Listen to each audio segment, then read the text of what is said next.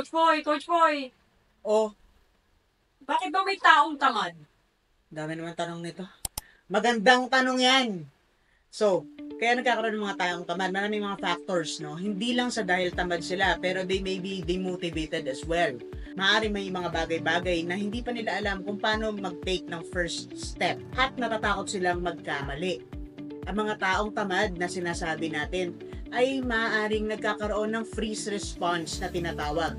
Ito ay isang epekto ng trauma at toxic stress sa ating katawan, kung saan it's safer for us not to move and stay where we are.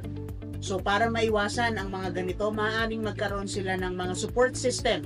Maaari silang maturuan ng self-regulation skills. Maaari silang maturuan ng pagiging intentional kung ano talaga ang gusto nilang gawin sa kanilang mga buhay.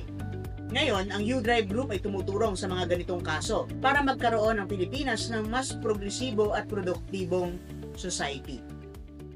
Ganun pala yun. Ganun yun. Ako si Boy Dilara, ang ngayong Certified Trauma and Resilience Life Coach.